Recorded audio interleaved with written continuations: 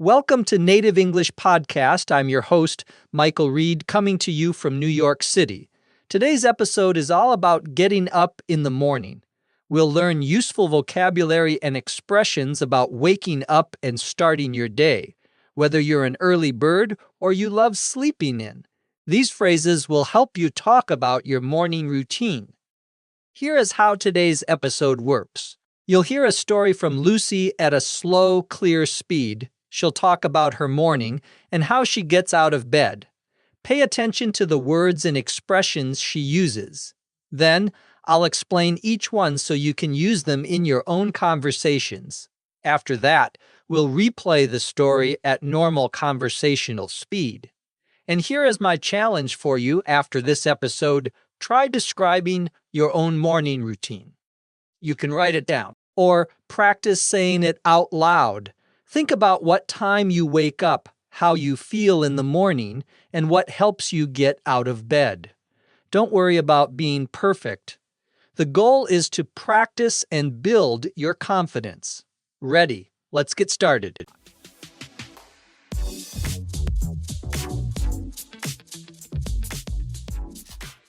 I have to be honest with you. I really don't like getting up in the morning. Waking up is fine, but actually getting out of bed is the hard part. My alarm clock goes off at 6:30 every weekday. I set it to play soft music instead of that annoying beeping sound. The music is much gentler and doesn't startle me. When I hear the alarm, I usually hit the snooze button right away. The snooze gives me an extra 9 minutes of sleep. Sometimes I hit snooze 2 or 3 times before I finally get up. I know that is not great, but I just can't help it. My bed is so comfortable, especially in the winter. I have a thick comforter and 2 soft pillows. The sheets are warm and the blankets are heavy. It is really hard to leave all that comfort behind. On some mornings, I wake up before my alarm goes off. This usually happens when there is noise outside my window. I live on a busy street, so I hear cars honking or people talking. Sometimes a garbage truck comes by really early and wakes me up. Those mornings are the worst because I'm tired but can't fall back asleep. I'm definitely not an early riser. Some people jump out of bed full of energy, but that is not me. I get up very slowly, 1 foot at a time. First, I sit on the edge of the bed for a minute. Then I stand up and stretch my arms. It takes me a while to feel fully awake. Every once in a while, I oversleep and wake up late. When that happens, I panic a little. I have to rush to get ready for work. Luckily, it doesn't happen too often. I try to be responsible and get enough sleep during the week. But on weekends, everything changes. I absolutely love sleeping in on Saturday and Sunday. I don't set an alarm at all. I just wake up naturally whenever my body is ready. Sometimes I sleep until 9 or even 10 o'clock. Those extra hours of sleep feel like a luxury on weekend mornings. I take my time getting up. I stay in bed for a while, maybe check my phone or read a book. There is no rush, and that makes all the difference. Getting up on weekdays is a struggle, but weekends make it worth it. Now, let's go through the story and learn some important vocabulary. These are words and phrases you can use when talking about your morning routine. First, Lucy mentions the difference between waking up and getting up. To wake up means to stop sleeping and become conscious. Your eyes might open and your brain starts working again. To get up means to physically leave your bed and stand. You can wake up but stay in bed for a while. For example, I woke up at 7 but didn't get up until 7:30. Many people find getting up harder than waking up. Next, Lucy talks about her alarm clock going off. When an alarm goes off, it means it starts making noise at the set time. We use the phrasal verb go off for alarms, not turn on. You can say, my alarm goes off at 6 every morning. Some people prefer music, others prefer beeping sounds. Lucy says the music doesn't startle her. To startle someone means to surprise them suddenly or scare them a little. A loud, sudden noise can startle you and make you jump. For example, the dog barked and startled me. A gentle alarm won't startle you awake.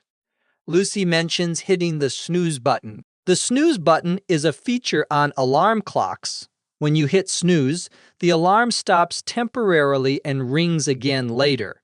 Usually it gives you 5 to 10 extra minutes of sleep. Many people rely on the snooze button in the morning. To hit the snooze button is a very common expression. You can also say press the snooze button. Lucy says she can't help hitting snooze. When you say I can't help it, you mean you can't control yourself. It is something you do automatically, even if you know it is not the best choice. For example, I can't help eating chocolate when I'm stressed. This phrase shows that something is hard to resist. Lucy describes her bed with words like comforter, sheets, and blankets. A comforter is a thick, warm blanket filled with soft material. It is usually the top layer on your bed. Sheets are the thin fabric pieces that cover the mattress and your body. You sleep between the sheets. A blanket is any covering that keeps you warm. Blankets can be thick or thin. Americans often say, I need an extra blanket when they're cold at night. Lucy says it is hard to leave all that comfort behind. To leave something behind means to go away from it. In this case, she means leaving the warm, cozy bed. You can also use this phrase when talking about the past. For example, I left my old life behind when I moved to New York. Lucy mentions waking up before her alarm goes off. This means she becomes awake naturally before the alarm sounds. Some people have a strong internal clock and wake up at the same time every day. Others need an alarm to wake them up. Lucy says she hears cars honking outside. Honking is the sound a car horn makes. When drivers press the horn, we say they are honking. In busy cities, you hear a lot of honking, especially during rush hour. Lucy mentions she can't fall back asleep. To fall back asleep means to go to sleep again after waking up. Sometimes you wake up in the middle of the night and can fall back asleep easily. Other times you stay awake and can't return to sleep. I woke up at 3 but couldn't fall back asleep. Lucy says she is not an early riser. An early riser is a person who wakes up early in the morning naturally. Early risers might get up at 5 or 6 without an alarm. The opposite is a late riser, someone who prefers to wake up later. You can say, I'm an early riser, or my husband is a late riser. This expression describes your natural sleep pattern. Lucy says some people jump out of bed full of energy. To jump out of bed means to get up quickly and energetically. It suggests you're excited and ready to start the day. People who jump out of bed usually feel refreshed and motivated. For example, on Christmas morning, kids jump out of bed early. Lucy mentions getting up 1 foot at a time. This is a literal description of getting up slowly. First, 1 foot touches the floor, then the other. It shows she takes her time and doesn't rush.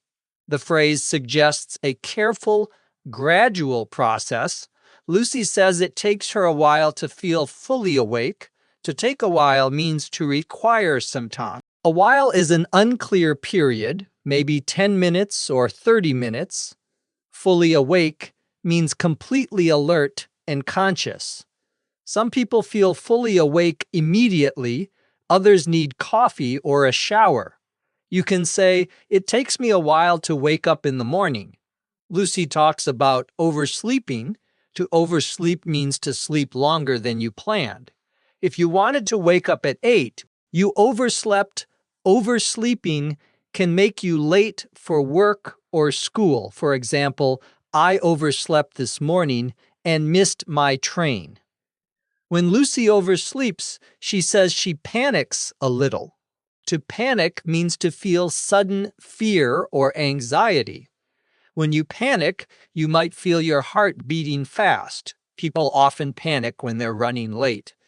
You can say, don't panic. Everything will be okay. Lucy mentions having to rush to get ready. To rush means to do something very quickly. When you rush, you don't have much time. You might rush to finish your breakfast or rush to catch the bus. For example, I had to rush because I was running late. Lucy says she loves sleeping in on weekends. To sleep in means to sleep later than usual instead of waking up at 6:30. You might sleep in until 9. Sleeping in is a treat many people enjoy on their days off. You can say, I slept in this morning, or I plan to sleep in tomorrow. Finally, Lucy says she wakes up naturally on weekends. To wake up naturally means to wake without an alarm. Your body decides when it has enough sleep. Natural waking is usually more pleasant than being woken by an alarm. For example, I feel better when I wake up naturally. Lucy describes the extra sleep as a luxury. A luxury is something special and enjoyable that you don't have every day.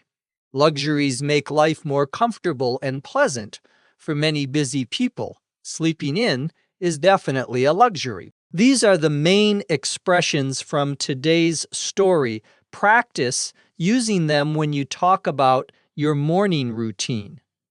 Now let's hear the story again at normal speed.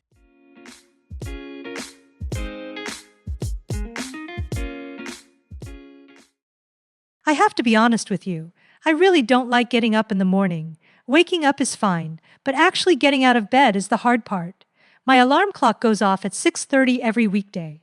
I set it to play soft music instead of that annoying beeping sound. The music is much gentler and doesn't startle me. When I hear the alarm, I usually hit the snooze button right away. The snooze gives me an extra 9 minutes of sleep. Sometimes I hit snooze 2 or 3 times before I finally get up. I know that is not great, but I just can't help it. My bed is so comfortable, especially in the winter. I have a thick comforter and 2 soft pillows. The sheets are warm, and the blankets are heavy. It is really hard to leave all that comfort behind. On some mornings, I wake up before my alarm goes off. This usually happens when there is noise outside my window. I live on a busy street, so I hear cars honking or people talking. Sometimes a garbage truck comes by really early and wakes me up. Those mornings are the worst because I'm tired but can't fall back asleep. I'm definitely not an early riser. Some people jump out of bed full of energy, but that is not me. I get up very slowly, 1 foot at a time. First, I sit on the edge of the bed for a minute. Then I stand up and stretch my arms. It takes me a while to feel fully awake. Every once in a while, I oversleep and wake up late. When that happens, I panic a little. I have to rush to get ready for work. Luckily, it doesn't happen too often. I try to be responsible and get enough sleep during the week. But on weekends, everything changes. I absolutely love sleeping in on Saturday and Sunday. I don't set an alarm at all. I just wake up naturally whenever my body is ready. Sometimes I sleep until 9 or even 10 o'clock. Those extra hours of sleep feel like a luxury. On weekend mornings, I take my time getting up. I stay in bed for a while, maybe check my phone or read a book. There is no rush, and that makes all the difference. Getting up on weekdays is a struggle, but weekends make it worth it. Thanks for listening to today's episode of Native English Podcast. We learned many useful words and phrases for talking about getting up in the morning. Remember expressions like alarm goes off, hit the snooze button, and sleep in. These will help you sound natural when describing your morning routine. Try practicing by talking about how you wake up and get out of bed. Use some of the vocabulary we learned today. The more you practice, the more confident you'll become. From New York City, I'm Michael Reed. Thanks for joining me today.